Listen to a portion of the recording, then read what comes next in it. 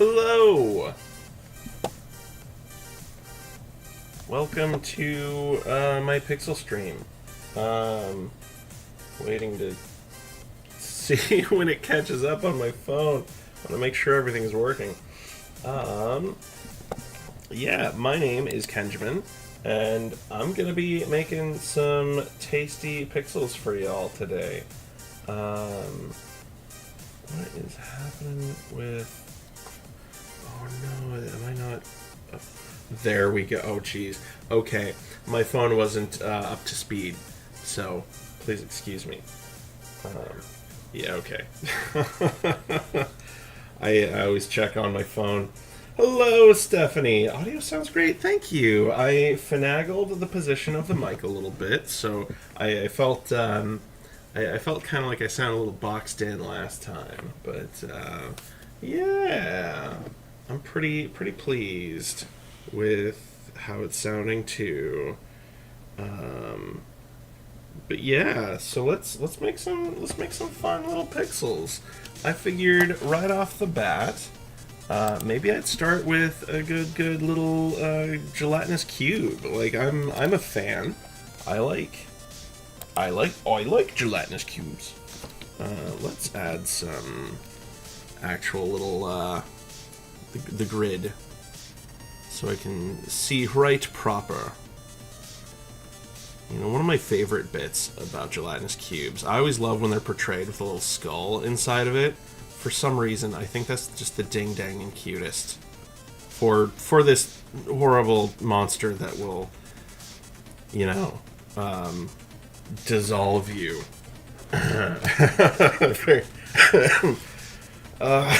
Stephanie says her favorite monster is the owlbear. Well, you're in luck because I'm planning on making an owlbear. Because owlbears are great. They're heckin' ding-dang cute too. I just figured a gelatinous cube would be a pretty solid starting point. Let's see, is this... Maybe I go bigger if I want to represent the skull. Or maybe I just try doing the skull. You know what? I think I know what the problem is. Problem is, I was trying to add that bottom jaw to it, and I don't think I need to do that. Let's see. Let's just sketch a doodle. Sketch a doodle do. Jesus. That little skull. You know what? I'm already liking this this shape a little bit more.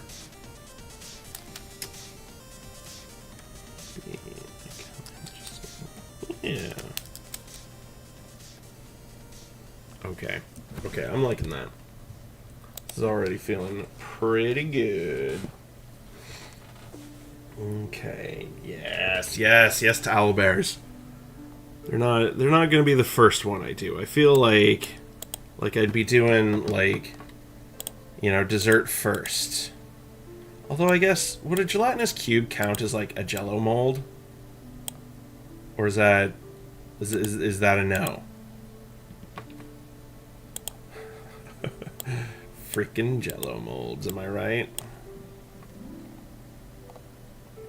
Guess depending on what you put into it, that could dissolve you from the inside out. But that depends on how Midwest you are. I'm not feeling... It's cut. Steph had shared a thing the other day about, like, things you could put into your jello salad. Like, friggin' shrimp and, like just a whole ass tuna were some of the items. And it's just, what is wrong with people? Why would you ever put a whole ass fish into a jello salad? That makes no sense to me, personally. You know what? I think I might do. Oh, meow. I hope y'all heard my sweet little kitty bee just mewing so sweetly in the background. Move that over a little bit. Let's give myself a little more room to work with to throw down Okay. How's that feeling? You know, I think...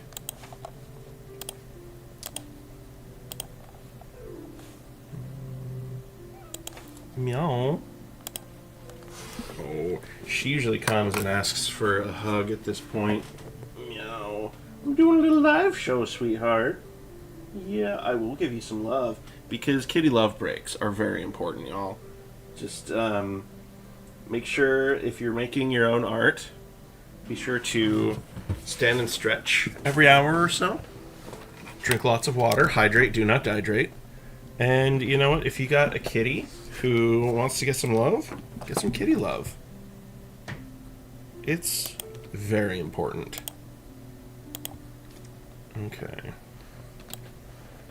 Okay, I'm liking this skull. This is looking pretty good so far. Oh, Steph didn't hear. Well, that's a shame that you didn't hear B. That was a mute just for me.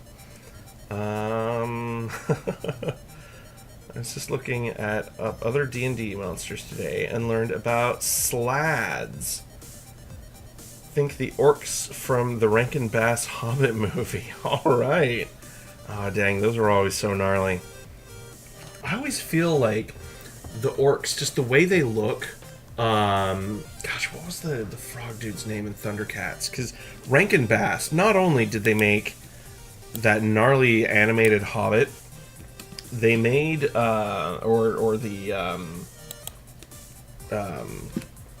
freaking, oh gosh, why am I spacing now?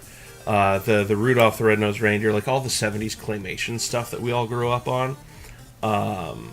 They made Thundercats, dog. And if that's not gnarly, I don't know what is. Let's just change that to darken. Oh, that's a little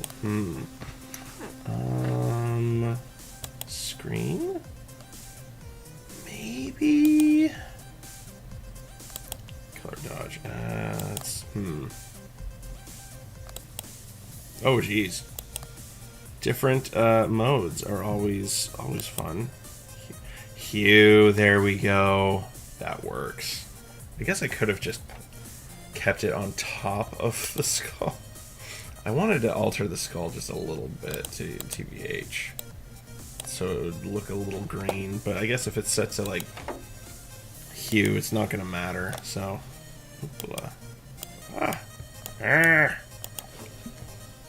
Shnikes. Okay. Oh well. We'll just fiddle fart around with this as such. I think an important bit about the gelatinous cube, I personally feel, is you gotta make it a little wonky.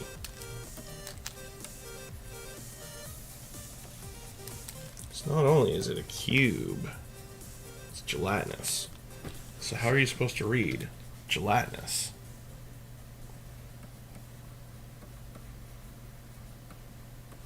Unless you make it wonky, that is. I should have just moved that around. There we go. Oh, my throat is still kind of recovering. I got a little bit of a winter cold that's going around, so if I sound a little nasally or snotty, them's the reasons, yo. Okay. So let's add like a little bit of yellow for a sheen, a little bit of a highlight.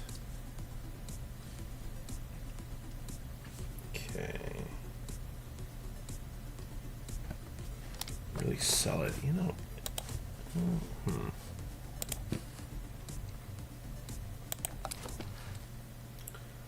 then a little interior shadow on the bottom of this thing, so it looks like, helps to kind of sell the idea that this is translucent.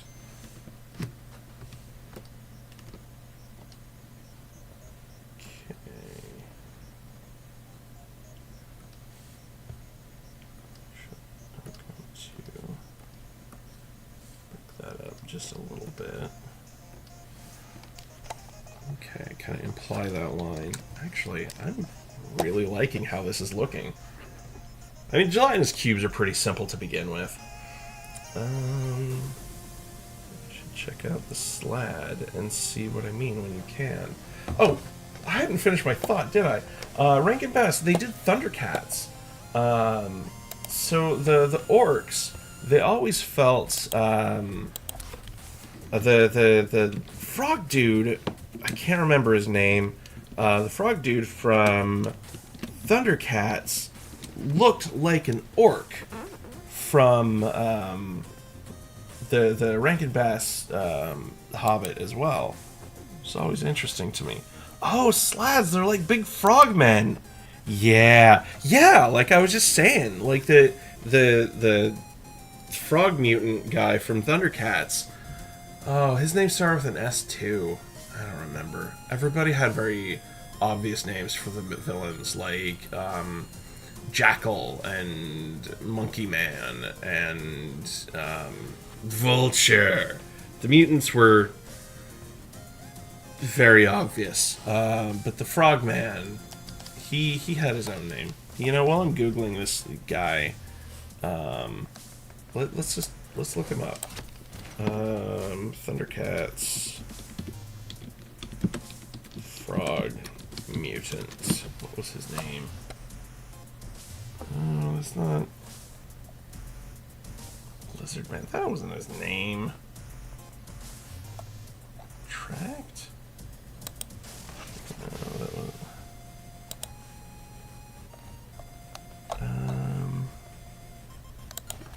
Let's just say mutant. Oh yeah, Thundercats mutants. What's his name?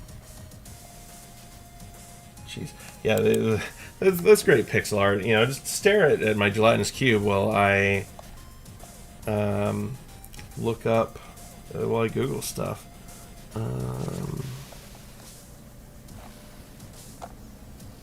Slythe was his name. Thank you. That was gonna bug me. Thank you for your patience. Let's see. Yeah, okay. Coolio. Let's see.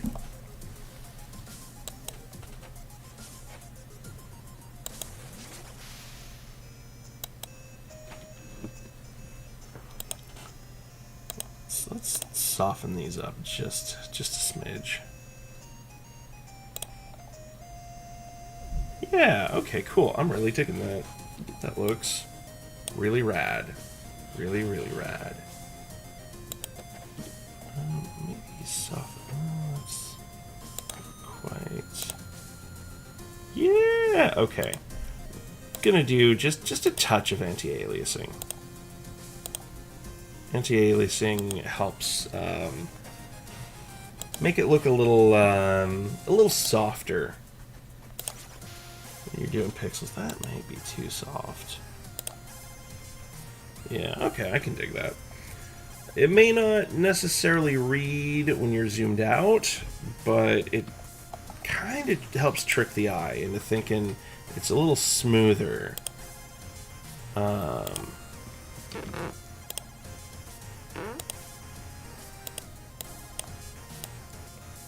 Which definitely helps. Oh, I don't think I like that nearly as much. Okay, we can keep that as is. Okay, cool. Gelatinous cube. Pretty much done. I do want to just fiddle fart with that skull just a little bit more.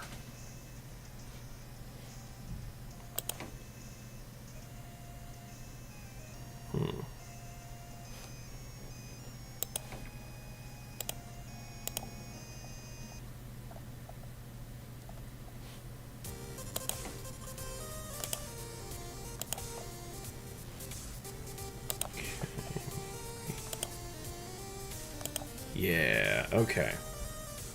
Okay. Yeah, I like that. Awesome. So I'm just gonna merge that down. And let's pretend we're professional and name our layer really quick. You know what? I'm gonna be cute. I know you guys can't see this window because I have it set to window capture, or program capture than window. But there we go. Now you can see. We're gonna name it the Jelly Cube. my chair squeaking. Yeah, I could hear it on the last video too. I need to get some WD-40 on my chair. Okay, so that's one little friendo. You know another friend that I really love. That hashtag not ashamed. I don't know why you would be. Excuse me. Can't make myself laugh too hard, otherwise I'm gonna have a coughing fit. Still getting a little over my cold. Let's make a little mimic. Let's just do like a little cute boy mimic. Or cute monstrosity. There we go. Let's give it a little body shape.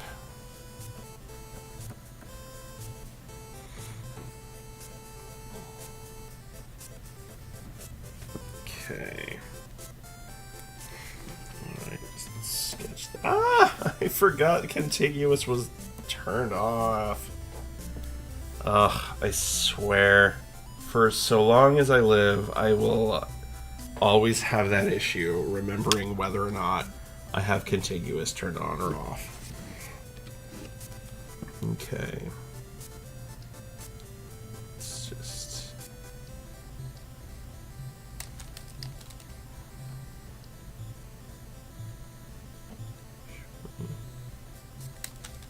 Okay.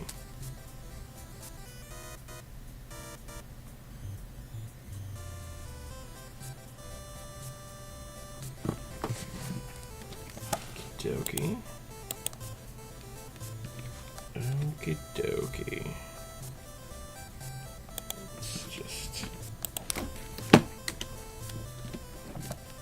that yet, because it's not necessary.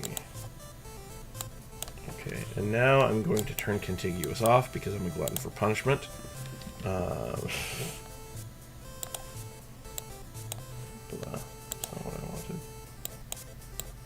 There we go. There we go. Okay. A mimic, yes. I do love me a good mimic. And the only good mimic is a dead mimic. Oh, I did it. Okay, let's give it like some wood paneling, because I mean, if it's trying to look like a chest, it's looking like a little wooden chest. So it's got to have like boards and shit hinted at in it. Okay. I don't mind a little jaggy line because that helps kind of sell the idea that there's something wrong with this chest. Okay.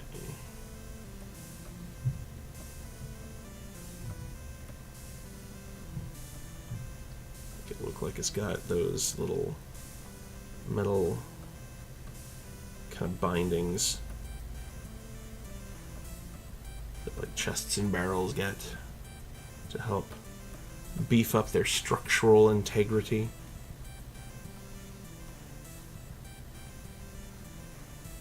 Because this is a fancy mimic. It went in this dungeon and it found a fancy chest to try to copy.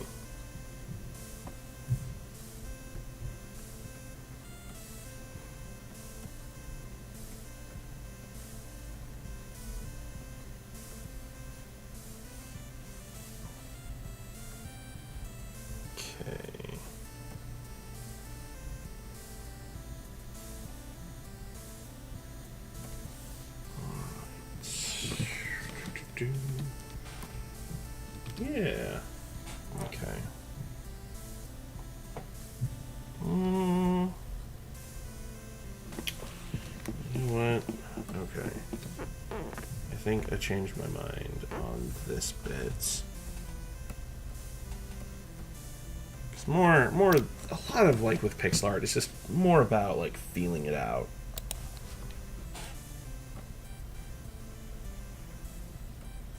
And I wasn't feeling That little color choice.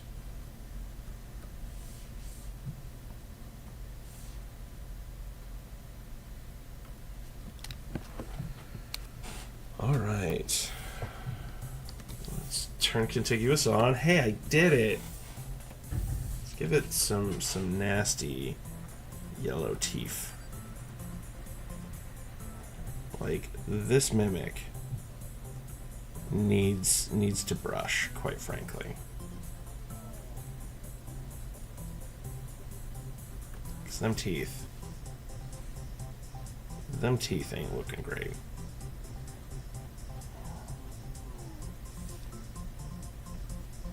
Okay, actually, do I want to give it a big old tongue? But then that would kind of hide the teeth and like the detailing that I'm doing.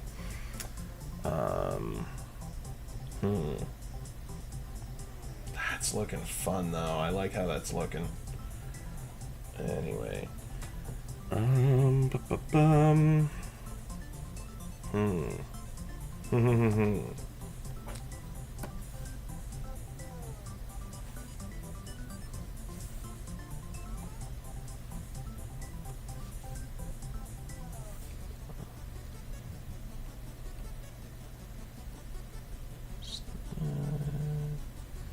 Try to add like a little more feeling of like, yeah.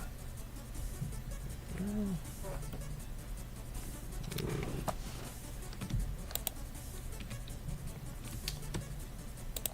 mean, like I said, it's all about the vibes, baby. Oh, hey, baby bee. She just came up and is heckin' interested in whatever's happening at Cat TV right now. Cat TV's really lit, y'all. Didn't you know? Let's see.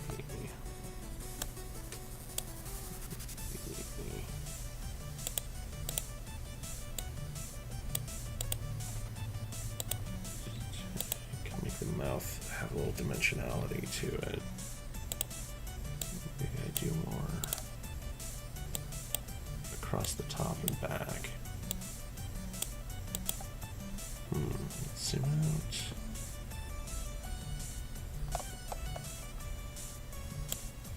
That I can just do there. Yeah, that looks like it's got kind of lighting happening to it. You know, I do want to add a tongue, so let's try it out on another layer and see, because then it's not being destructive. Have that tongue pop up and very clearly be like flapping out the side. Yeah, actually. Got a feeling that.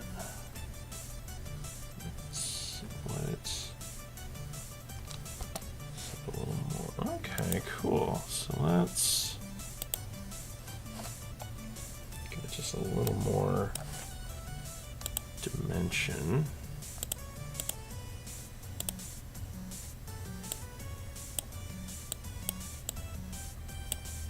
Okay, a little shadow. And then actually let's make this tongue just a little brighter. So that way the shadow that I'm making, because you know, light hit.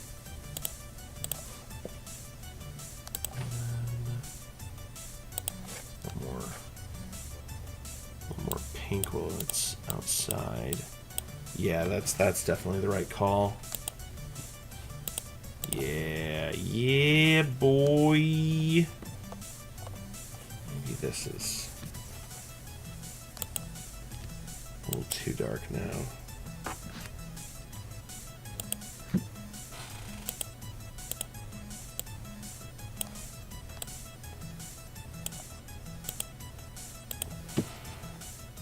Okay, jeez. I need to get a less squeaky chair. Gotta make sure the viewing, listening experience is fun for all. Let's see. I'll leave in a second. Well, thanks for joining, Steph. I really appreciate that. Can't wait to see the owlbear later. But the mimic is adorable. Well, thank you very much. I certainly appreciate that. But before I say the mimic is good, let's give it a little eyeball. I mean, gotta see what it's doing, you know? Give it kind of a jaundiced eye. That's exactly what I did for the teeth color, though. Maybe the teeth change. I don't know. Let's see. How do we feel about... How it feels... Oh. I like... okay. I can futz with the eyeball. Make it a little lighter. There we go. And maybe add just like a little pink to the edges, just to, and then maybe we add just a little bit darker red in a couple spots, so it feels kind of bloodshot. Oh, that's already. That kind of diminishes from the roundness of it all, though. So let's kind of lighten up some of these bits. Okay, that's looking good. And now for a pupil.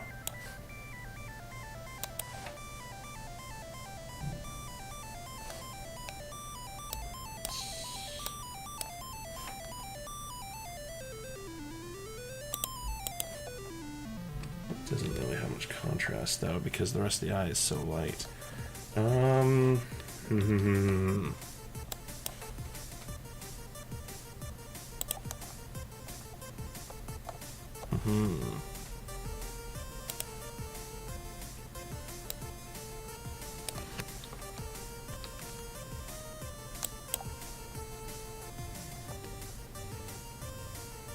we go.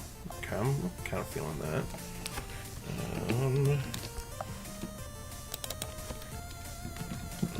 Mimic. Actually, let's see. How are we feeling about an outline on this? You know, I'm a sucker for an outline. I'm not gonna lie. I love it because it adds such a nice like illustration style to it. Like, it feels very cartoony, and I adore cartoony.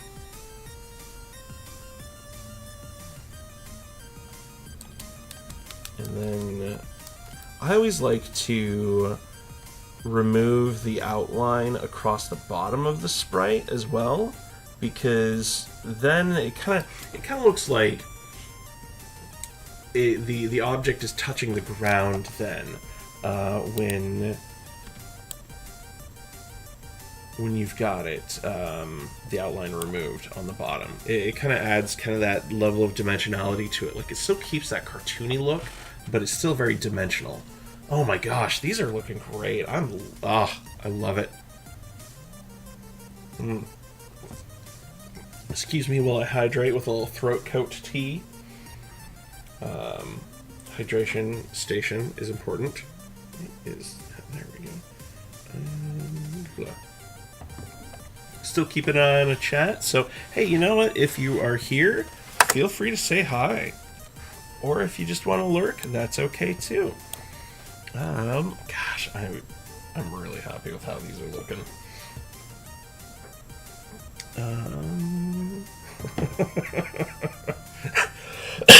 Oh, excuse me. Like I said, I can't let myself laugh too much. Gonna try my best not to cough directly into the mic. That would be terrible.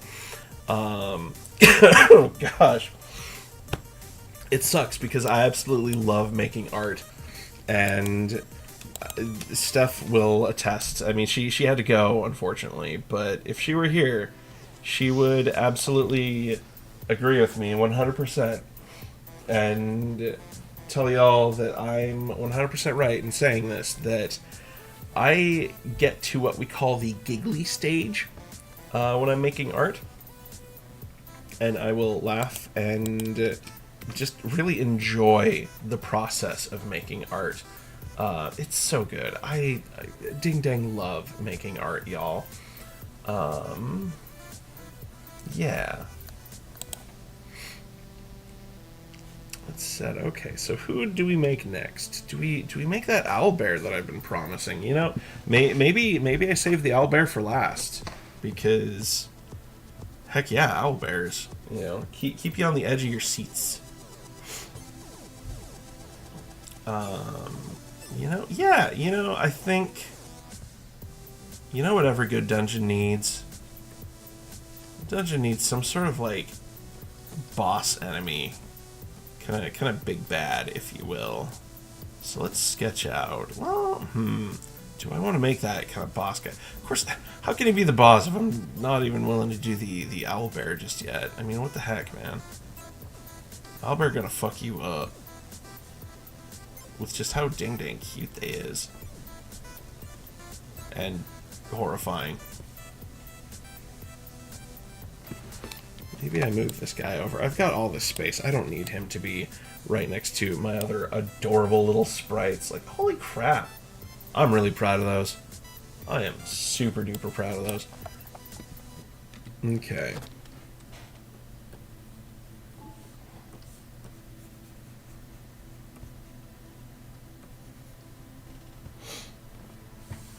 Let's see. I want to make this guy like a little hooded figure. Like maybe some tattered robes or something.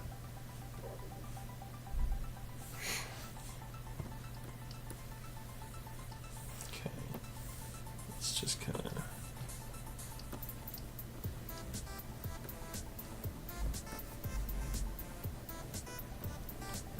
some of this.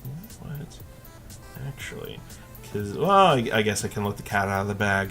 I want to make a necromancer, is what I'm working on. And I think what might be fun is kind of do like a little rib cage over is like part of his armor. I was thinking about like skulls on his, like, for pauldrons, but that feels... I don't feel like I'm working on a level where I have enough detail to do that justice.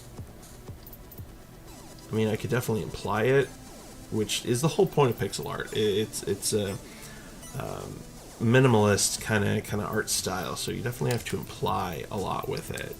But I think I could get away with more doing like a rib cage kind of chest piece for this guy.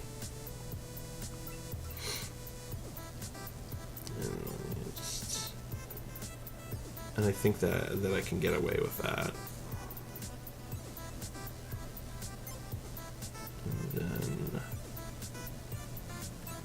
give him his staff. I figure let him have a bigger evil magic staff.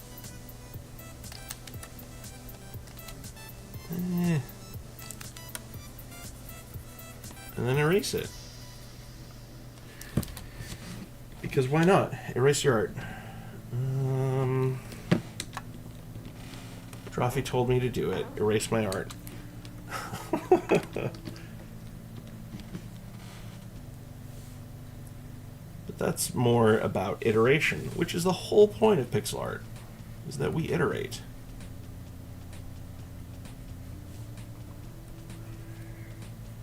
Gotta iterate to make it feel good.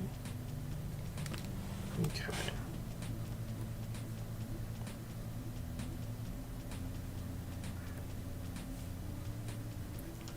Give him some spiky shoulder pads, though. Yeah, that's how you can tell someone is evil, by giving him some spiky shoulder pads. Good guys don't have spiky shoulder pads. No siree. Actually, before I start, because I usually like to lower the opacity just so that I can sketch on top of my sketch for kind of my final sprite, but you know what? I'm glad I flipped it. I need to be better about flipping my pieces just to get a good feel for the symmetry. And because when I flipped it, I realized there wasn't a lot.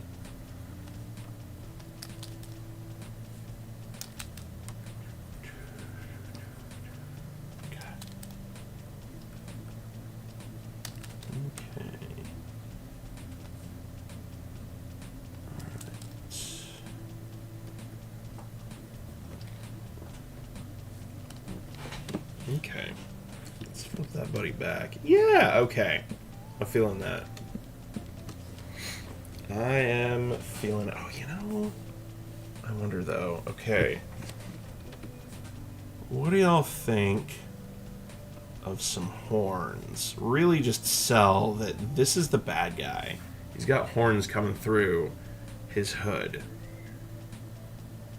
That feels very Horned King from Black Cauldron, and I kind of dig it. Actually, I want to have, like, where was Tattered Robe kind of showing behind him, too. Yeah. Yeah! Actually, maybe not so much off the leg. Because that's starting to feel... Yeah, okay. Yeah, and he definitely has that, like, hunched, like, lurching kind of look to him, like he's half dead himself. Awesome, okay. I like that. Looks about the right size for... compared to the other sprites, too. Awesome! Okay, cool.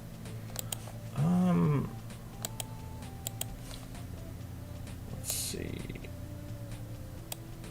I'm gonna go for, like, a good kind of... dark, like violet, kind of purpley for his robes. I think that would be a nice touch. And then, you know, yeah. Because yeah. Anyway. I can always add, like, highlight later to it. I'm not too worried. Okay.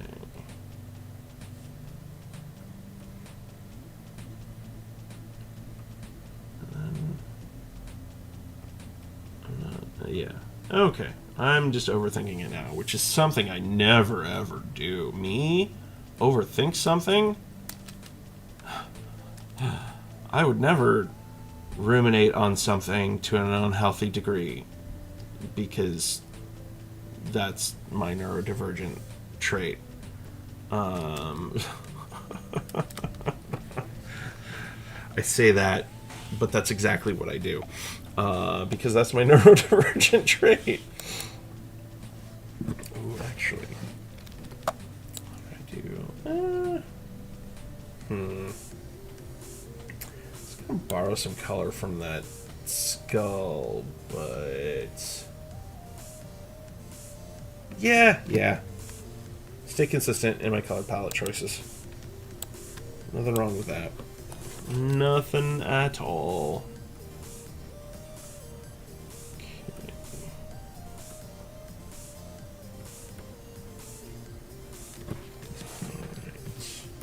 Oopla.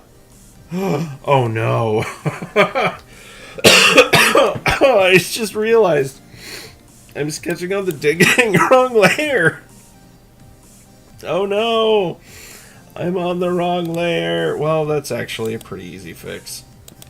So, whoopsie poopsie.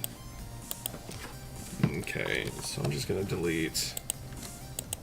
Well, I duplicated and then I deleted. There we go.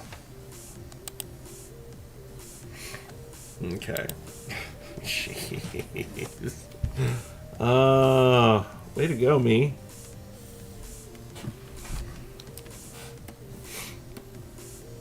There we go. What? That looks odd.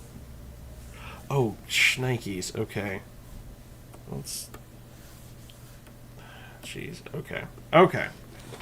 We're good. We're good now. I have everything settled.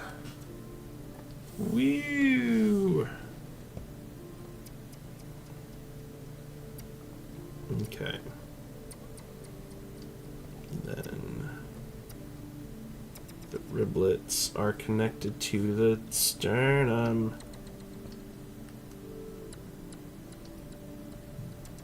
And then the bone song. My bone song.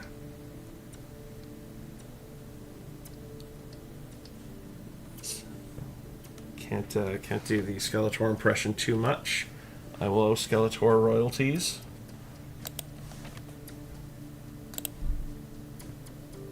And he is an evil dude.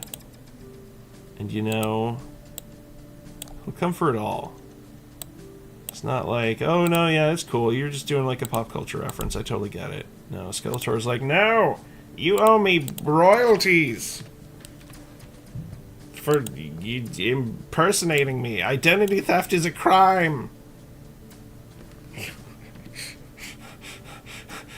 Why would Skeletor give a shit about a crime? Jeez. He's evil. He would be like encouraging crime. Is what he would be doing. You know, let's see.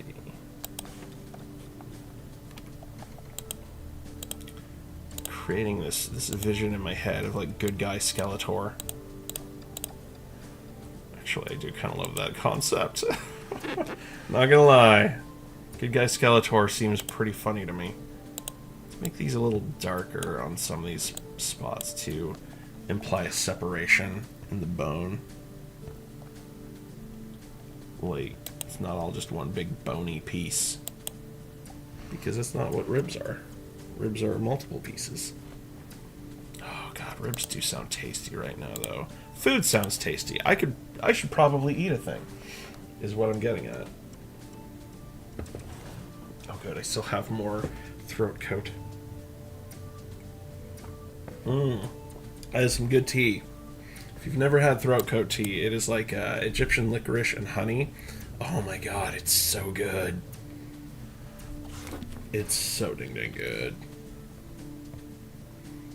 Okay, so let's do more of a blue for kind of metallics for them shoulders, so it seems like, you know, there's a difference between pauldrons and the chest plate.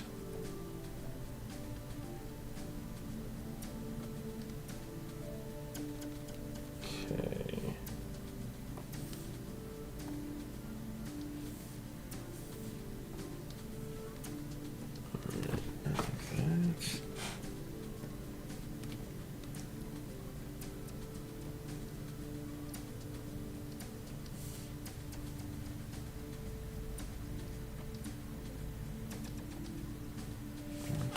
Okay.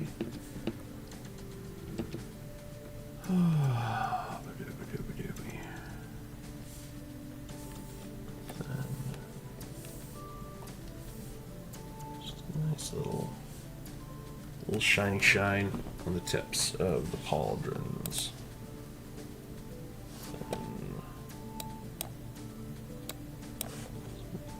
This feel darker. Kind of the underside clearly meets. Okay. Okay.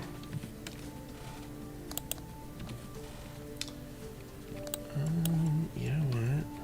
But let's go back to our bone colorization and do that for the horns on our little necromancer.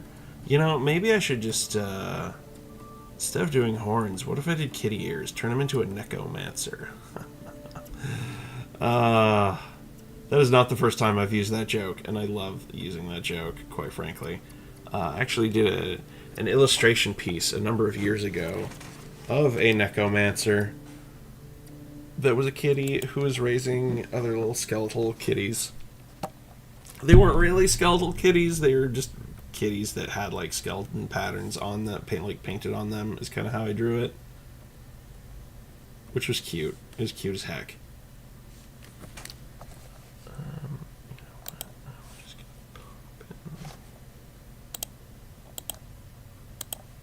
You can't really see it there because that looks the same gray as the background. Whoopsie pupsie.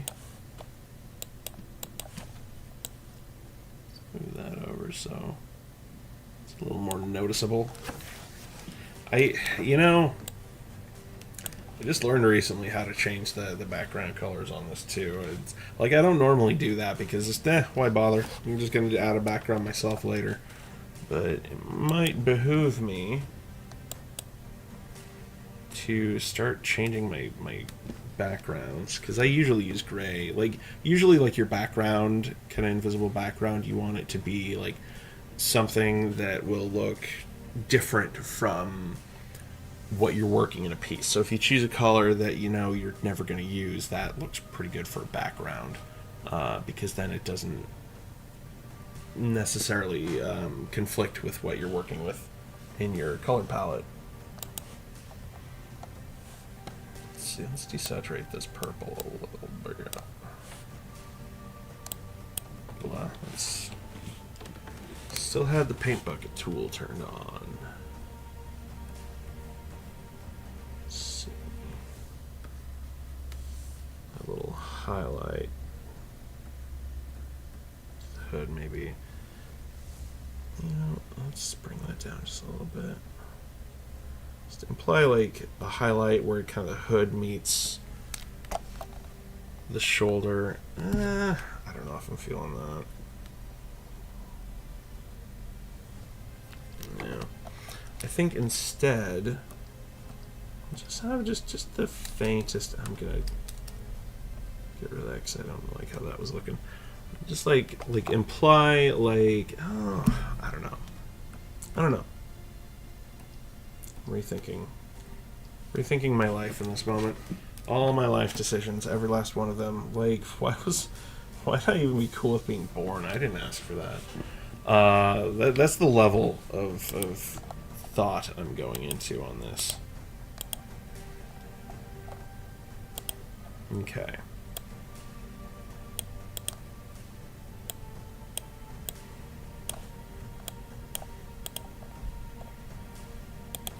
Okay. Let's add just a little bit more.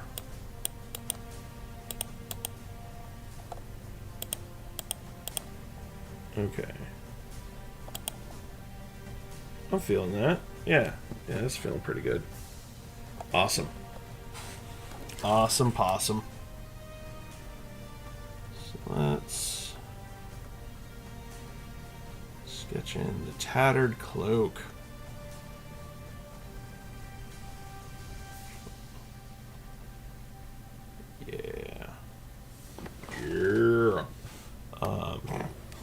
Watched a lot of Goof Troop growing up.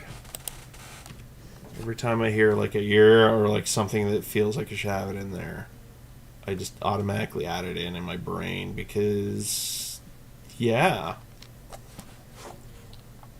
it's just who I was trained to be. Is that goofy gay? Ugh, yuck.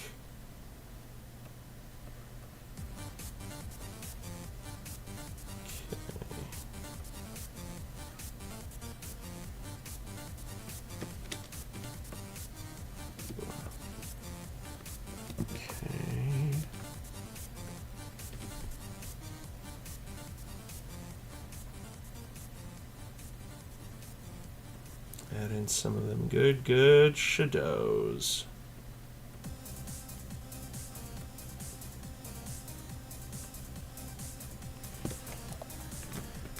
Alright, yeah. Hey, this guy's looking fun. This guy's looking like fun on a bun.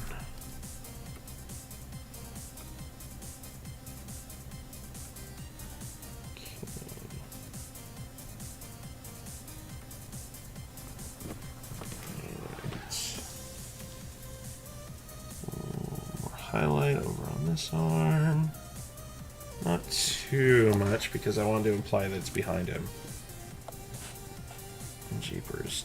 Now I'm thinking about it, I just want to add more highlight or light levels on the hood itself.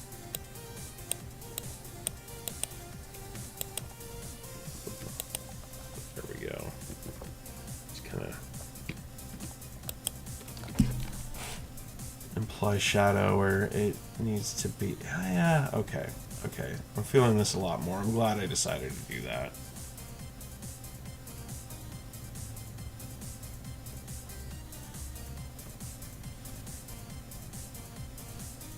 Okay.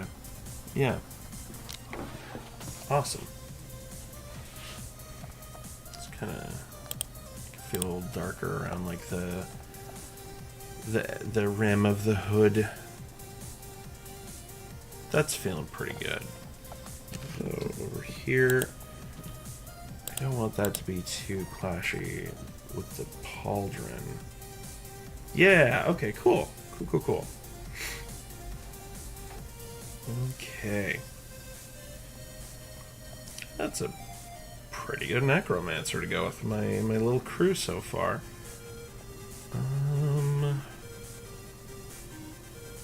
Let's see. I like that shadow color, but I want to make that just a touch bit darker. More towards the blue. Maybe not quite as dark physically, but something that will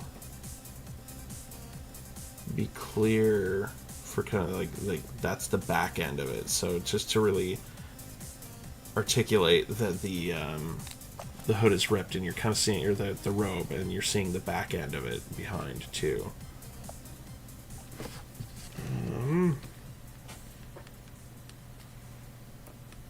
Let's see.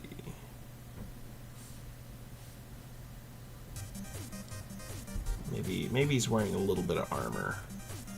He's got some armored legs and armored booties. Because he's no fool.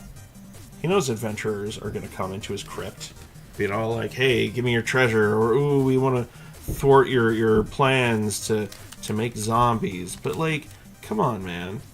Like, he's just like doing the world a favor, quite frankly. He's learning the healing arts. Like, you think people learned restoration all on their own? No, a necromancer did it. A necromancer did it first, and he's tired of them getting a bad rap for coming up with these awesome healing spells. It was like, he's a pioneer. That's what he is. A little gratitude would go a long way. Next time you're out in your local dungeon, thank your necromancer. It'll mean a lot to him.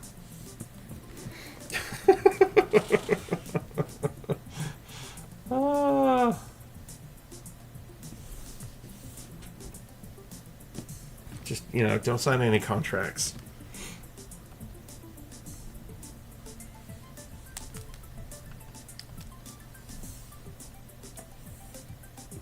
Really just need that the more you know thing. God, I should create that asset. That'd be a lot of fun. Anytime I throw down just some ridiculous ideas, just have a doo-doo-doo-doo and just a little rainbow pop across the screen. That'd be fun. That'd be fun. What am I waiting for? I should just do it. Just do it. Just heckin' do it, Ken. Coward, do it. If I'm just berating myself for comedy.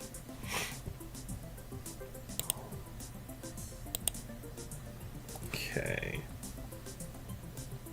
Little armored leggies. Let's see. Let's give him some more clearly defined, like, knee armor.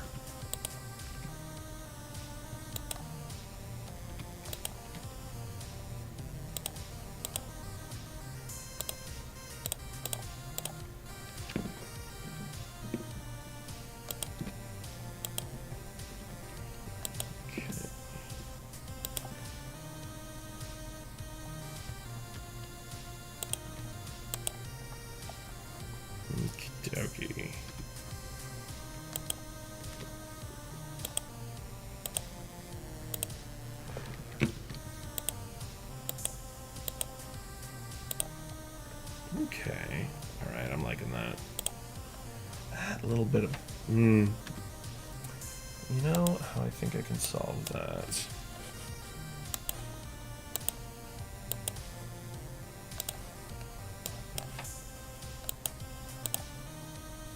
Okay. Yeah, that works. Just want it to stand out a little bit more from that shadow color for the robe itself. Yeah, that's looking good. Okay, I'm feeling that. Because then this will work really well for the inner lining on the hood, too.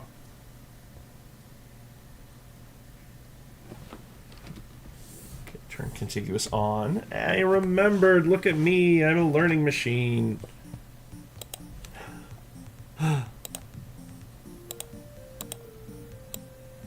But at what cost? Because that could have been a good bit.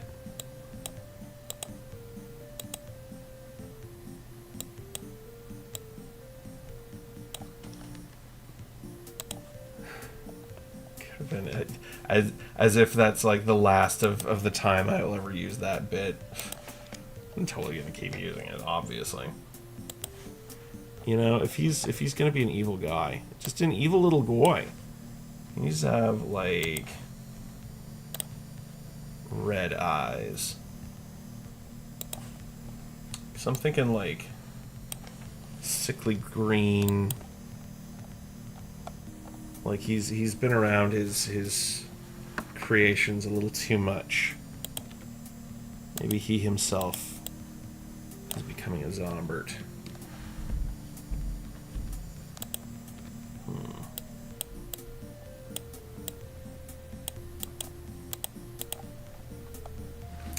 Maybe I move this eye a little bit because that is looking like he's there. Yeah, just go for the two eyes. Otherwise, like I was wanting to do like one eye being kind of hidden by the cloak, but if I do that, then he's gonna look too cycloptic for my liking. Which isn't necessarily bad, but he's not a Cyclops, so it's not the direction I want to go in.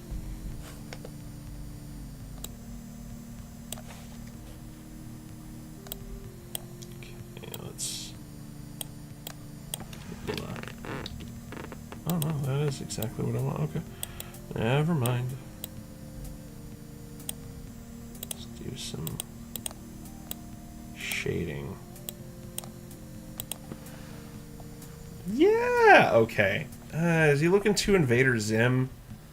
The red eyes and the green skin. It's making him feel very Invader Zim to me.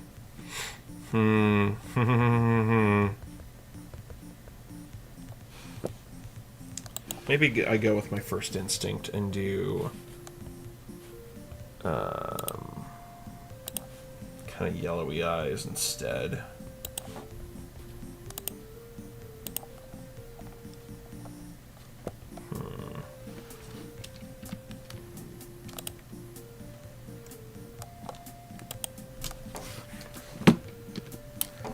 Let's try desaturating the skin just a little bit.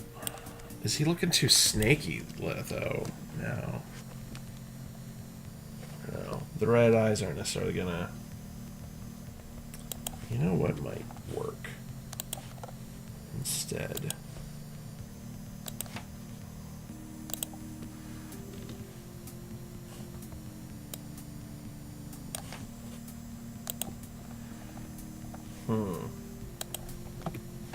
If I make them a...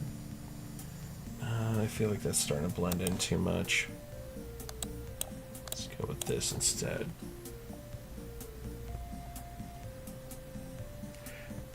You know, an idea just occurred to me. Instead of trying to give him such big eyes, what if I just drop it down just a little bit?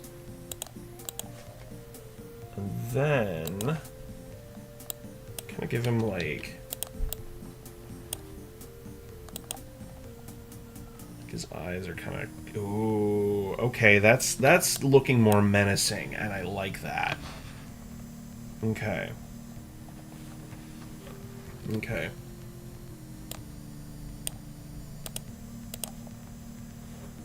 He doesn't need a mouth. That's a detail that doesn't need to be there. Oh, okay. Oh, I'm feeling this guy. Okay, cool. Iteration, happy little accidents. It all goes a long way in figuring out your art. Like, honestly, making mistakes is when you learn the most when you're doing art. So maybe your hand shifts in a way you didn't quite plan for, and you inadvertently discover, like, hey, that's actually a way to draw a line that I really like, that I wouldn't have gotten to if I hadn't messed up.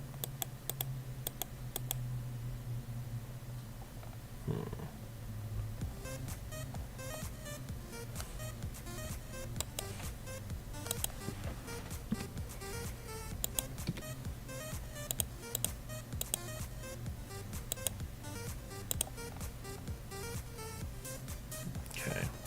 Okay. I can feel that.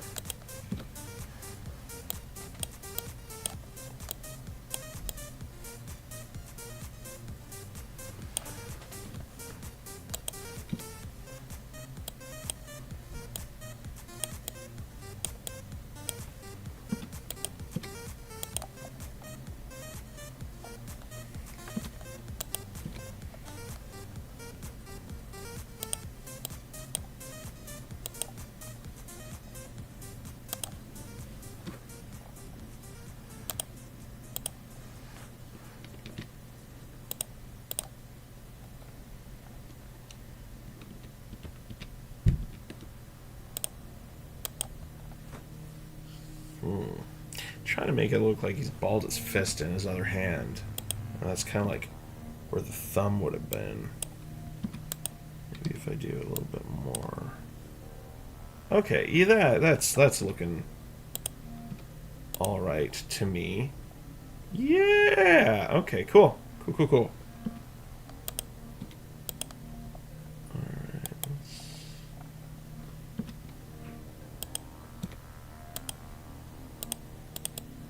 Okay.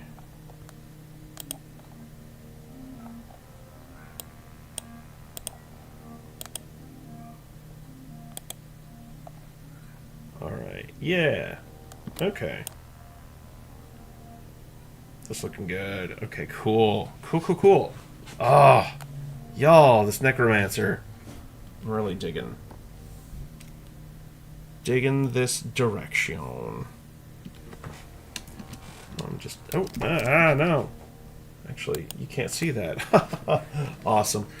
Sometimes Ace Bright can be a little weird and give me like an error window, but the way I've got my screen capture up, you can't see that, thankfully. I'm gonna give him a little belty belt.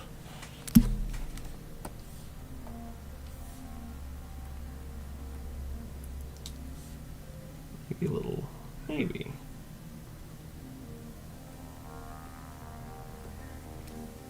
Something which he can hold evil potions on.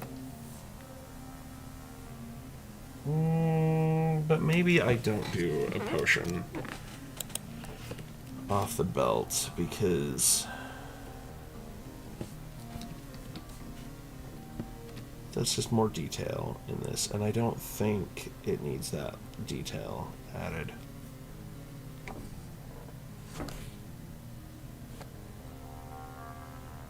Okay, you know,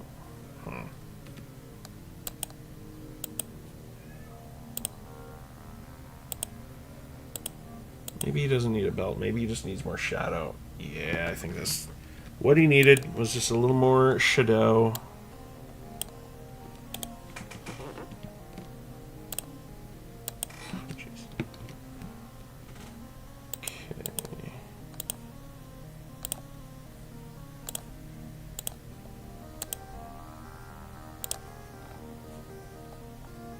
Okay, yeah, this guy. He's coming along. Now, what color do we make his little staff? Okay. We could just do a brown. A nice, simple brown color.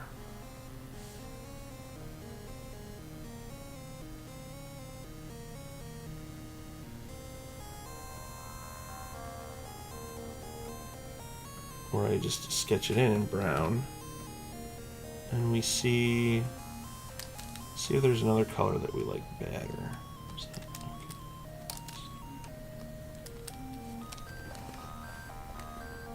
Okay.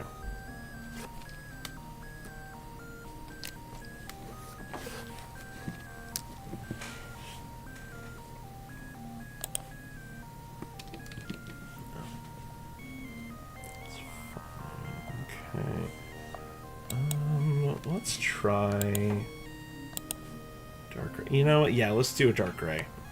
I don't necessarily want that brown in there. I feel like that clashes a little too much with his robes. Because I'm going for a lot of like cooler tones with him right now. What color is back? Well, I mean, you know, let's. Oh gosh. Trying to think of like what color do I want to make his magic orb dealy, and like kind of a green can be a refreshing color, or it can be kind of sickly, which is so interesting as far as like color language goes. How it has so much variety in like what green means. It's more that like neon green, something unnatural that makes it feel so good for just kind of that sickly pallor. Kind of like what I did for skin tones. Kind of that yellowy, like jaundicey green kind of vibe. Okay, then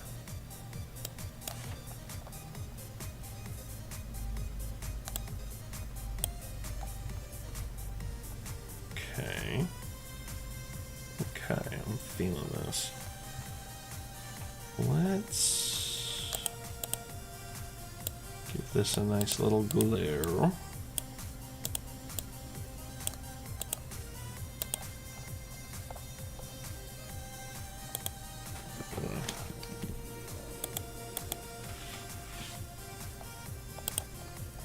Okay.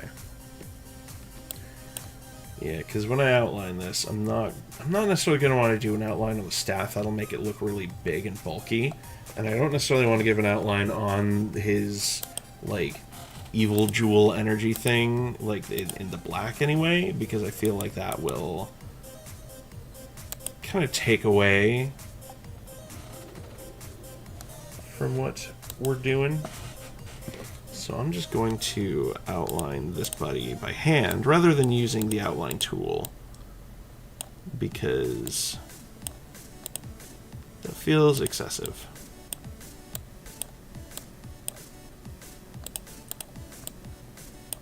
Because yeah, not everything needs an outline, is essentially what I'm saying.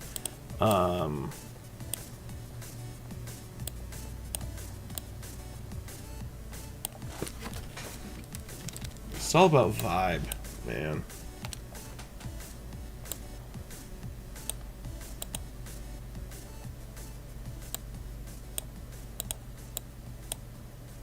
Is that... Yes, that was shot. Okay, so sometimes that gray background, like I was saying, can get a little hard to read sometimes. You know, I like that. Okay. Sometimes having like a little doubled corner on something can help speak to the shape a little bit more than like, because if it's off like that, it looks a little more rounded, doesn't it? But if I add that little corner pixel to it, that helps really make it feel pointier. So, fun little tidbit by me. And now you learn something. Because, yeah, if I keep that off on the shoulder, it does the same for the shoulder. And like I was saying before, I want them shoulders to feel pointy. Because pointy shoulders mean evil. It's shape language, come on. It should be obvious. Gosh. Yes, I'm one of those millennials who grew up on Napoleon Dynamite. I love that movie so much. Okay.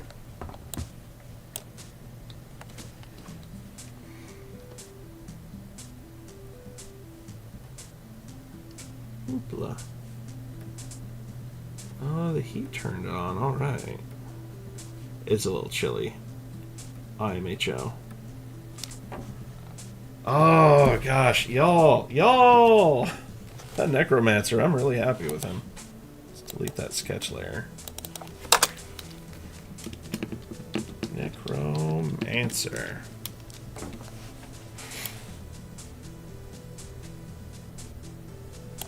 What a fun... Ah! Gosh. Ah! I'm feeling this. This is a lot of fun. Excuse me. Okay.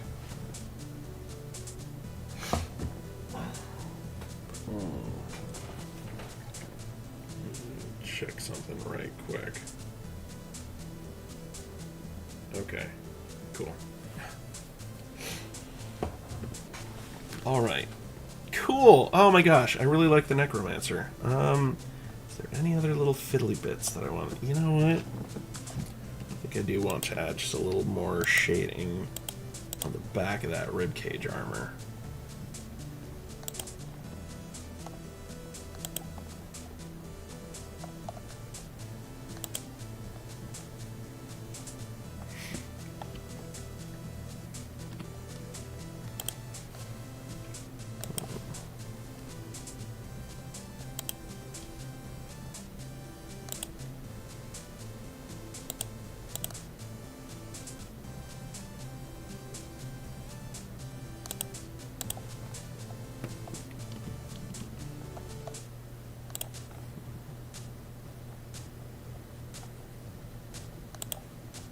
Yeah. Yeah, okay. Cool. Cool, that's... I'm liking that. Awesome. Ah! Oh, my little necromancer. That's fun. That's a lot of fun. Okay. You know what? I'm feeling it. Let's do that owlbear now. Let's do that heckin' owlbear. Let's sketch him out.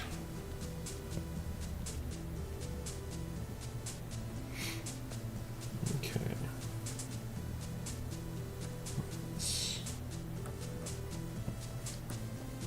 get that bear shape. Big old bear body in there.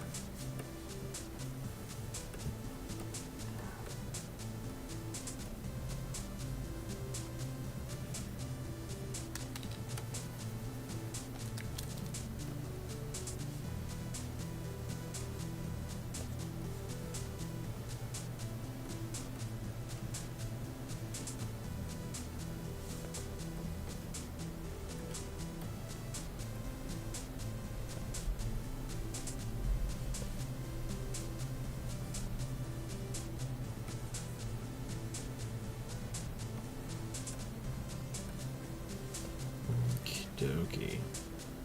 Little tiny bump for the cute little tail. Y'all, why are bears so cute if they're clearly so dangerous? Like, cute itty bitty little ears, little furball ears, and then just giant claws that will maul you apart. Like, that's no fair. Cute little floofball tails, but like teeth that will crush your head like a watermelon. Like, that's not fair. It's just not fair.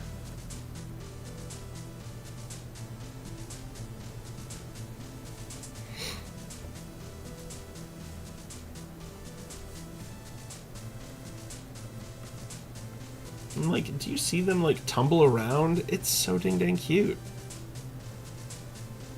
But it's not fair.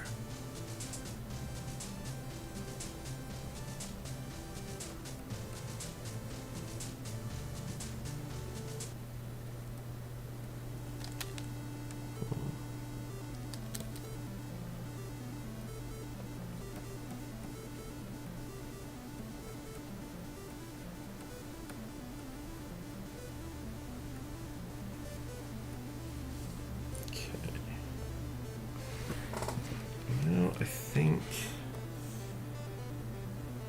I'll bring this in just a little bit. Make him a little more compact.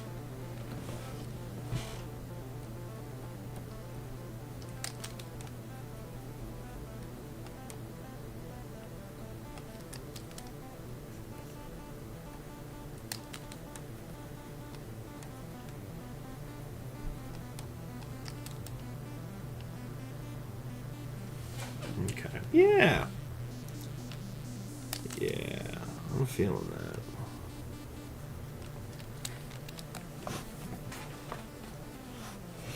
That's a nice owlbear sketch right there.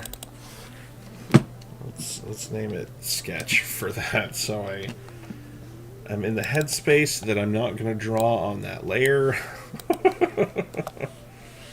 Actually, before I do that, I should really do what I did on the necromancer and flip this buddy around. See if there's any shifting that needs to be done to make it feel more symmetrical.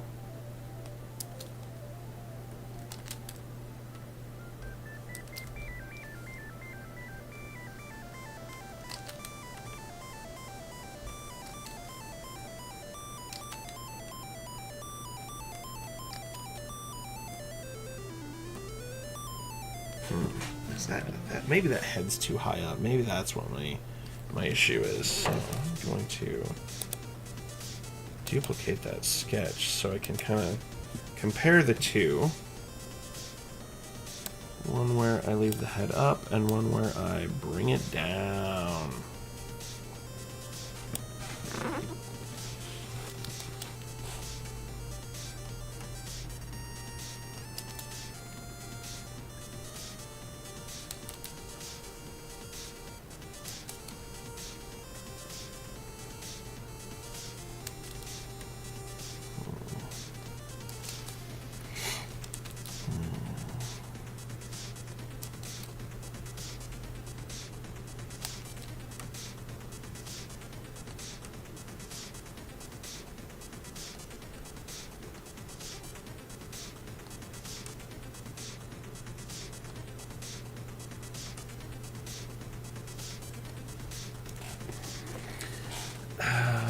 I don't like that line that created there, though. Maybe.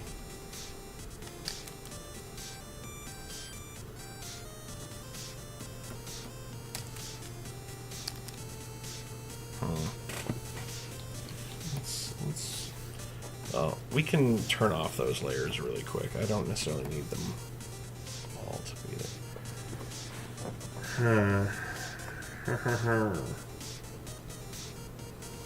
Which one y'all feeling? If anybody's there, if you got an opinion, I'd love to hear it.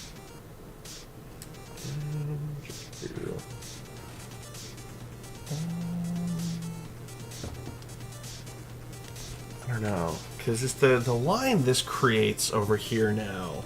Kind of, let me change the color to kind of denote. Because, like, it's kind of creating a line like that isn't really present on the others. So, like, this feels like it's got a stronger silhouette, the first one I did, than this one. Because it feels kind of more blobby for that. You know, I think I have my answer then. Okay. Go for the stronger silhouette. Alright. So let's shift that back. Take a look at our little marching order. A little marchy march. Ah, this is so cute! I'm really happy with how these are all turning out. Okay. Let's drop that opacity a little bit. What color should our owlbear be? Let's see, because we've got our little gelatinous cube, little green gelatinous cube buddy. We got our warm-ish colored mimic, and we got our kind of cooler toned necromancer. I mean, Right now, the cooler tones are kind of sandwiching the warmer tones, so it might make sense if I just went with warmer tones for our owlbear here. Dude, is that what I want? Is that what I'm feeling? Let's look up. Let's just Google some good owls and kind of get an idea for some color palettes. Owl, which is really great television because you can't see what I'm working on.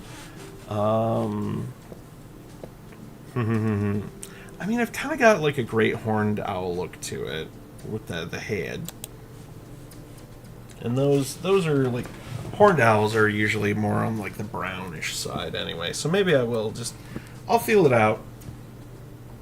If I want to, I can always change the color. I'm not married to it.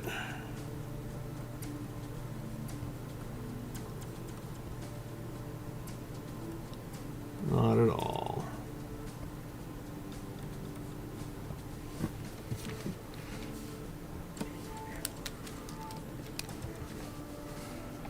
Okay. Some nice big old yellow eyes.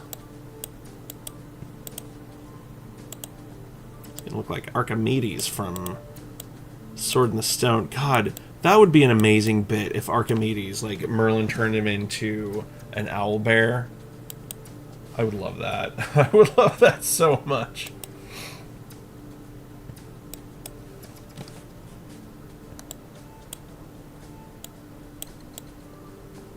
God, I fucking love owls. They're so great. Maybe that'll be my next tattoo. It's a big old owl.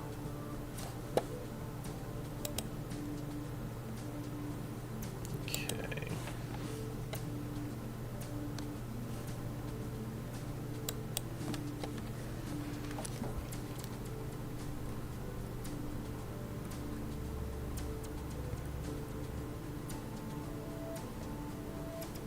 I actually would really love an owl tattoo.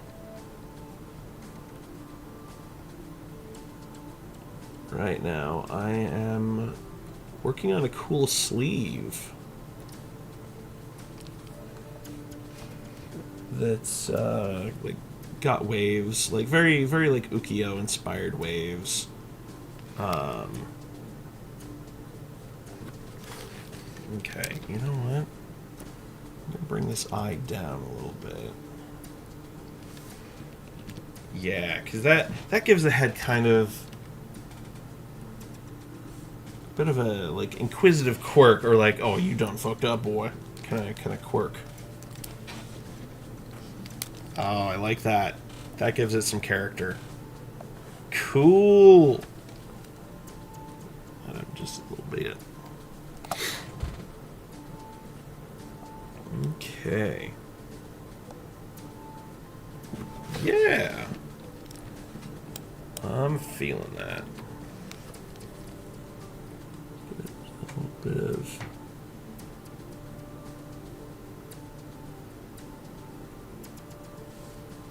bit of speckling, kind of to imply like where the feathers are around the face. And then what color should the? Yeah, that's working for me. That's doing it for me.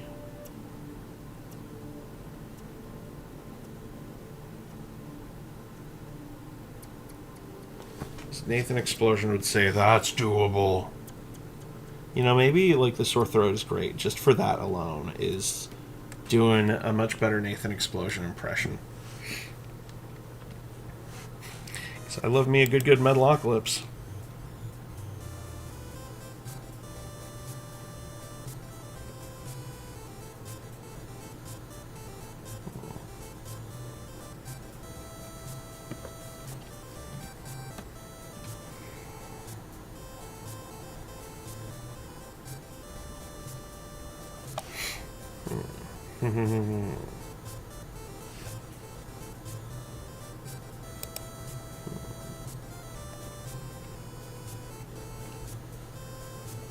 You know, they've got a little bit more around the eyes, don't they? Oops. Didn't mean to knock the mic with my hand. Hopefully that didn't change the audio too much or was too weird on y'all if you're listening with headphones.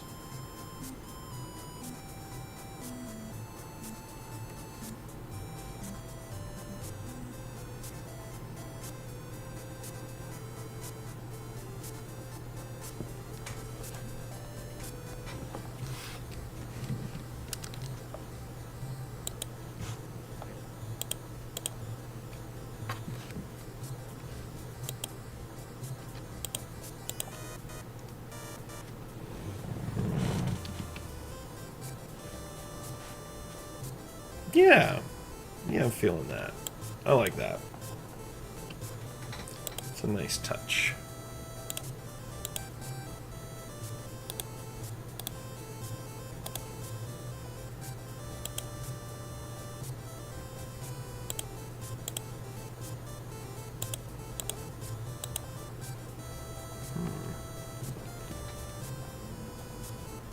Yeah, let's make it a little softer on the cheeks. Like, I like the little feathers around the edges, but it doesn't need to go around the entire thing. Okay.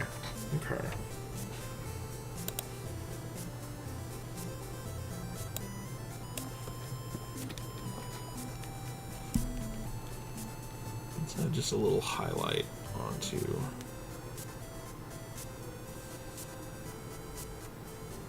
cheeks.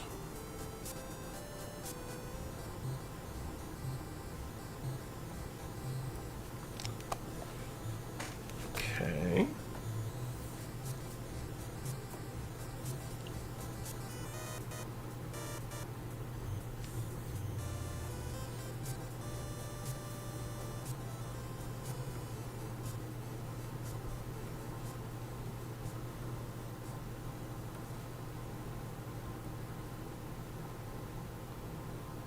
Yeah, this is kind of giving a little furrowed eyebrow, like, oh, well, you done messed up, son. God. The owlbear in the D&D movie, though, like, that was so cute. I really loved how they did. They went more for kind of like a snow owl, if memory serves. But it's still so dang good. I think that was... I think it was the druid that wild shaped into the owlbear for that. God, that was just a fun-ass movie. I really enjoyed D&D, the D&D movie. I hope they do a sequel. I know there's been talk about one, which would be awesome if they kept it up.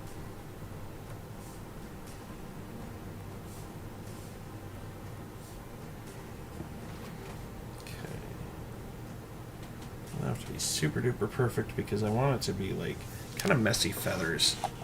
Oh, that's a good owl head right there.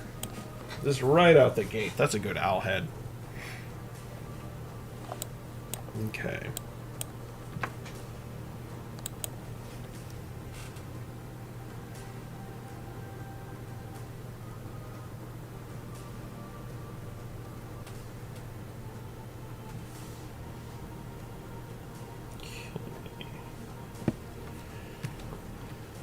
Let's actually...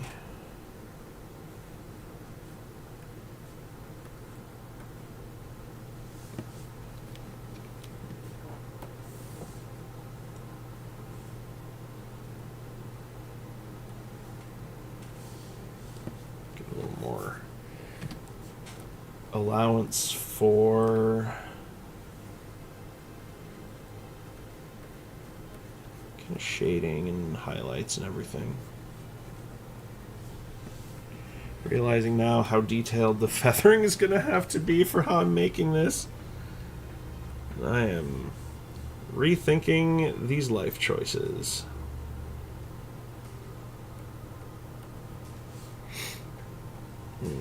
As one does. You know, I will say this for being an artist. You do a lot of soul searching and rethinking, like, what am I even doing with any of this? And then you work on a piece and you just had a friggin' blast making it, and you remember, oh, right, I love what I do.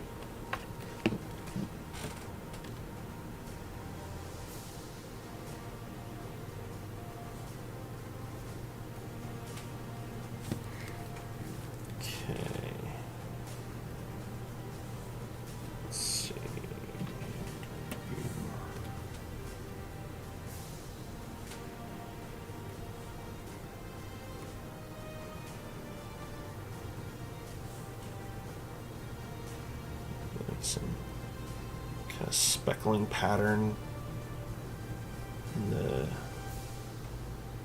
chest feathers fur area.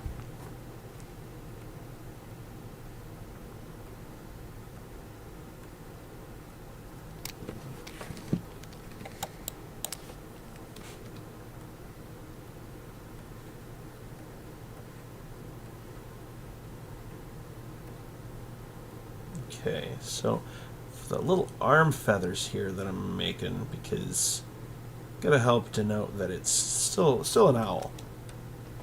That I don't want to like how I was pointing out with the necromancer, how I did kind of that like corner pixels to make it feel sharp. These I'm definitely not going to do those corner pixels, so it feels a little softer. I might even do a little anti-aliasing, but we'll see. We'll see how it goes. See if it calls for it. Because the beautiful thing about pixels, like as much as like I say that I love pixels because it's like a little puzzle that I get to solve, which is still very true. I absolutely love just kind of figuring out how to make things work in that low fidelity. Pixels are absolutely beautiful because they're such like an impressionist kind of style. Like, you can do just about anything with them. Like, once you solve that puzzle, the world's your oyster. And by, like, solving kind of the puzzle, I'm kind of talking about, like, well, I am, there's no kind of, I am talking about, like, resolution restraints. Like, once you figure something out, how to make it work within the resolution you're doing, oh, you could do just about anything, and I love it. I love it so much.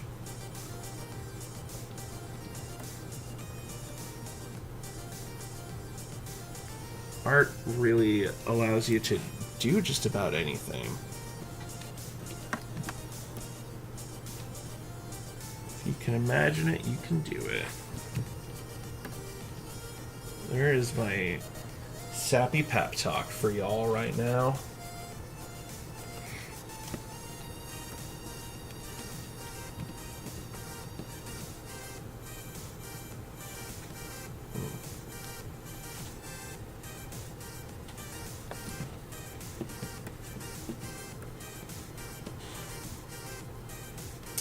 We'll see. We'll see how I'm feeling on some of the arm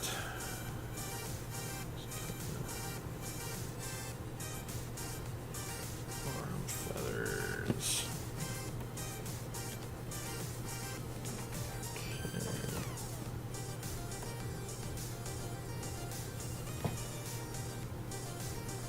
Okay. Well, let's see.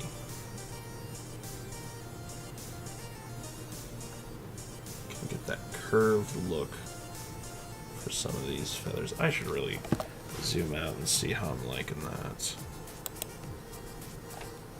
That's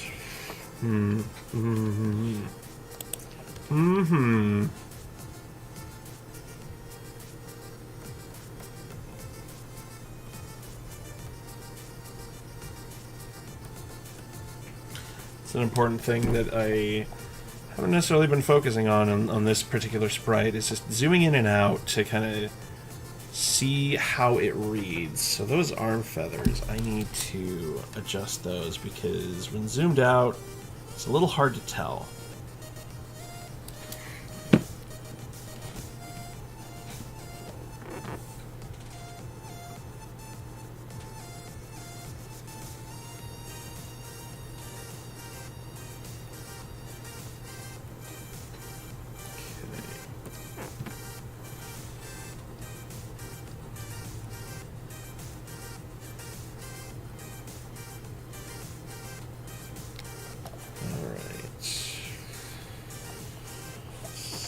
I think I know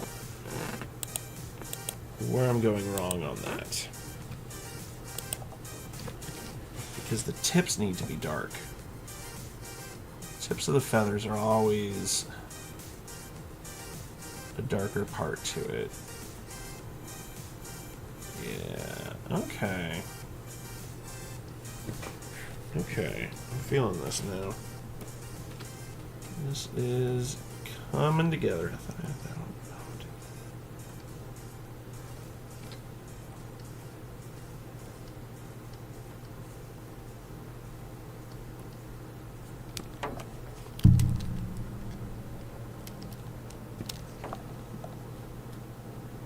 on. Okay. Okay. I like that a little bit better, yeah.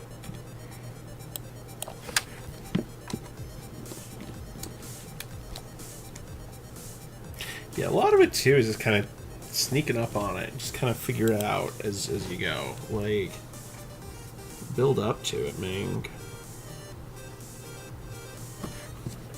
Yeah, just kind of like a third little feather. Top of the rest of them.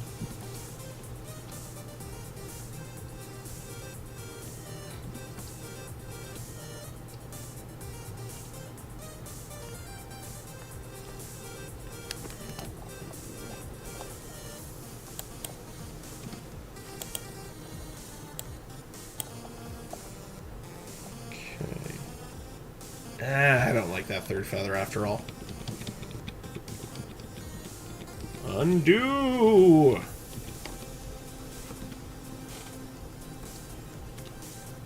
Maybe I keep...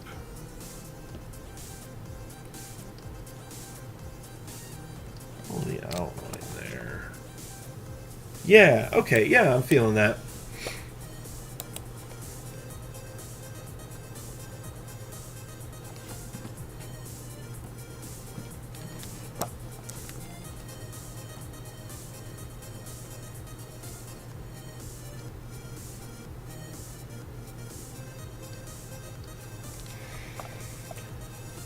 How does this feel for clawsies?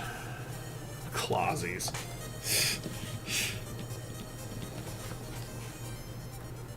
I'm cute. What can I say? I can't help myself.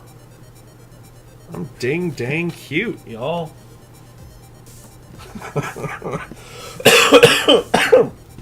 I say as I have a little nice coughing fit. Because that's cute shit right there. Gosh, yeah. Being cute. If it ain't cute, I don't want it, man.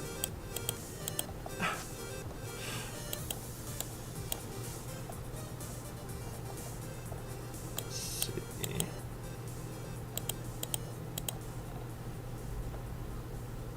Okay. Okay. I'm feeling that. It's 138. Jeez. Ugh. Okay, let's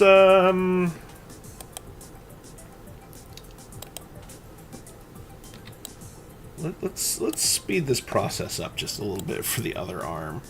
So I want to be able to finish my owlbear.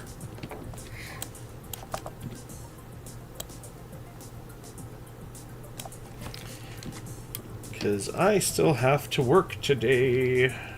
Let the turn contiguous back on. Okay. Oh, jeez. Okay. Down one. Let's...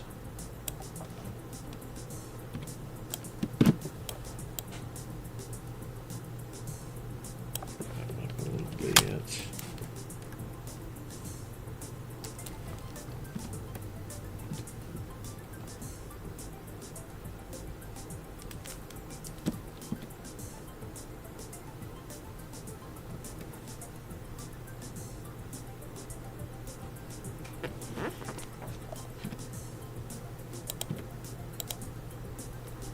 Okay, how's that feeling? Okay.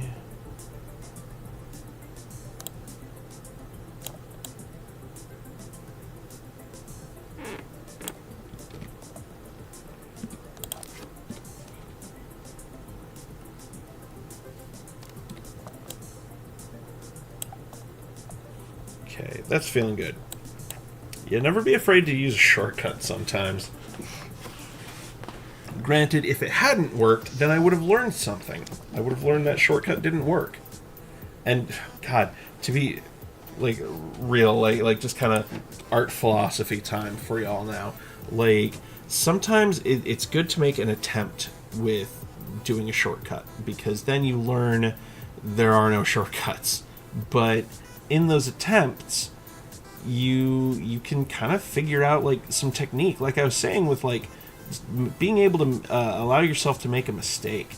That's when you learn. So kind of the mistakes you make as you're fumbling, trying to find faster ways to do something, you end up finding different ways to do something. So sometimes it's valuable to make an attempt at a shortcut, but ultimately what we all learn is that there are no shortcuts. But again, technique. That's where you find and just kind of stumble into technique. And I think that's a very valuable lesson that artists learn. It's all kind of like failing faster as well. Like just figuring out what works, what doesn't. It's all about fail faster. Let's do little spots. These owls have like spotted feathers, and I love that about them.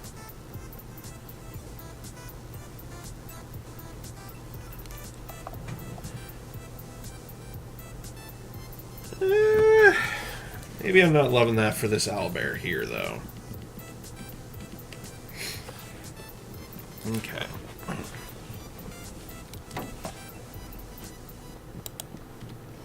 Okay, so let's start fleshing out just that big old back.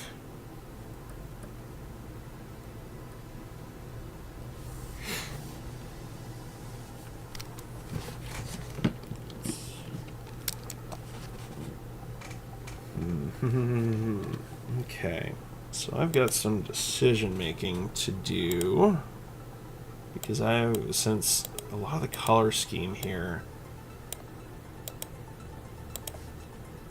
is somewhat similar, I have to make it so that the body coloring pops against kind of the arm colors, or yeah, like all the body shapes are very clear and present.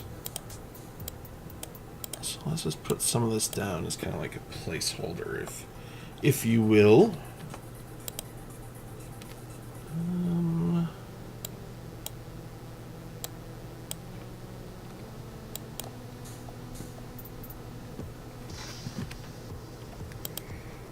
Maybe even just kind of blend some colors together.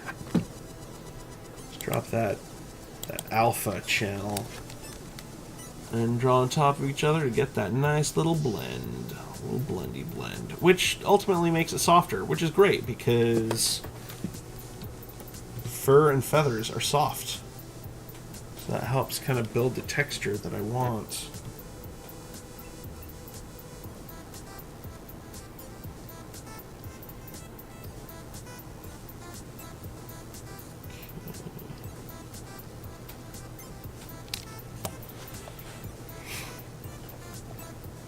Okie dokie. And then over here, we're gonna have that tummy be lighter all the way through, because if the tummy's a little lighter, it's gonna read pretty clean against like the rest of the body.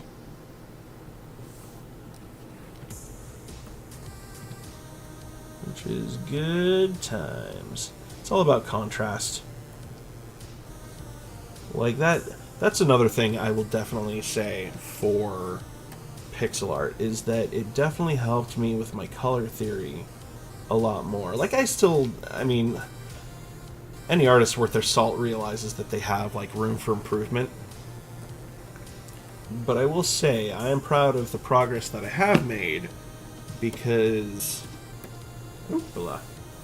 pixel art has definitely helped me be more cognizant of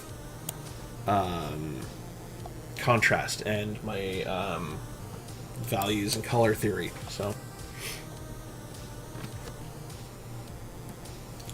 dive on in, baby. You'll learn and grow. And honestly, that that's always going to be like a theme for me, is just like focus on growth. You want to get good? Practice.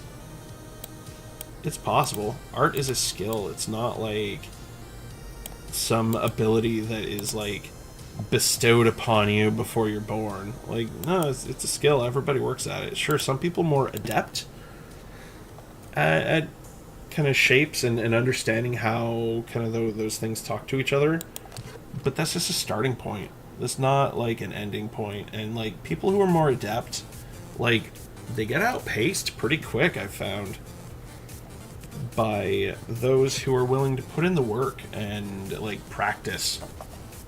Skill will always outpace kind of that natural adept to really anything. I mean, I'm gonna be a total nerd here. Look at Dragon Ball Z. How do you think Goku was able to beat Frieza so easy? Frieza was way stronger, but he had no skill. It was just natural talent. God, I need to watch the new Dragon Ball stuff. Like, I've not been keeping up on it. Like, I absolutely adored Dragon Ball Z growing up. Like, it was one of my big introductions to anime. But now, I've just become a Joe Bro. Mostly. Still think Part 5 is stupid. I got opinions. I'm not scared to share them. Okay, let's texturize this bear hide. Ooh, I actually really like how I'm doing these spots. That looks cool. Let's floof up this tail a little bit more. I need big, floofy butt tail is what I need. It's what I need in my life. And quite frankly, if you're watching the show, you're kind of telling me you need a big, floofy butt energy in your life too.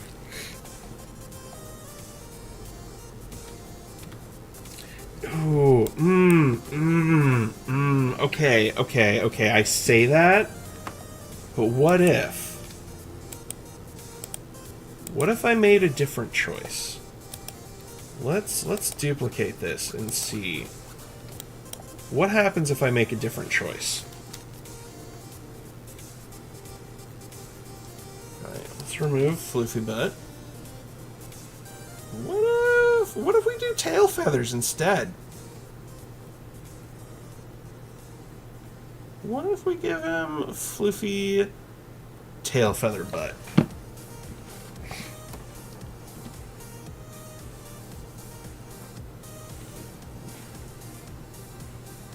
Kind of, oh, that was a intentional.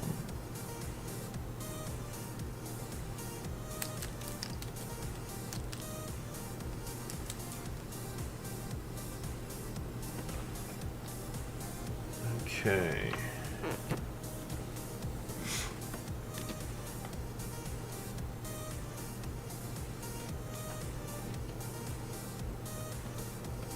Shake your tail feathers, as they say. Who says that? Honestly, who says that? I mean, I know I just did. But other than me, who says that? Oh, I think I kind of like the tail feathers a little bit more.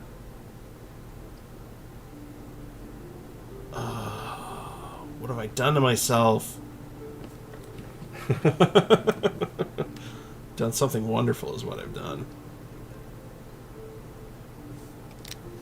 Okay. Okay. Let's ask ourselves here. Let's really ask ourselves. Damn it, I like the tail feathers better. Okay. Okay. Alright. I sold myself on it. Tail feathers it is. Excuse me. Although I do want to shift them over just a little bit.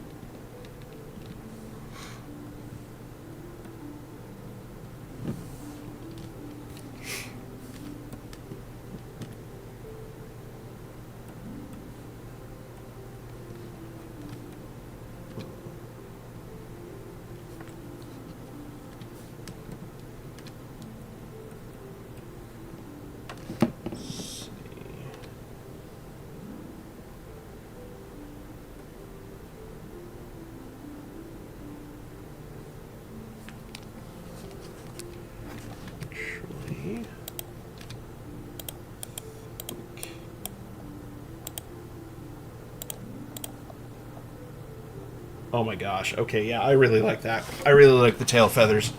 I have sold myself on tail feathers. Let's add that little bit of outline to make it pop.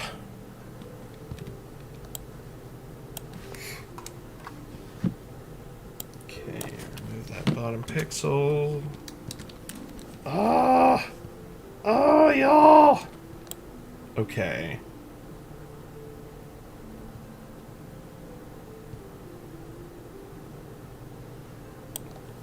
Oh my gosh.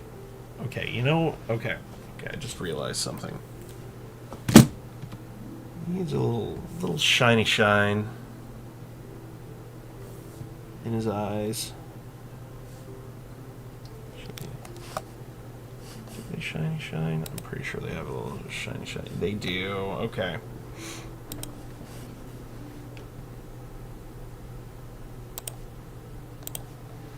Okay. Oh, that looks so good. I'm so happy with... Oh, what a great owlbear, buddy. Okay. You know what? I'm really happy with how these turned out. This is a great bunch of, like, dungeon buddies. That's what we're going to call them. We're going to call them the Dungeon Buddy Crew. Bring them up just a little bit more. And Blazam. Maybe that was too high. Okay, that was fine the first time.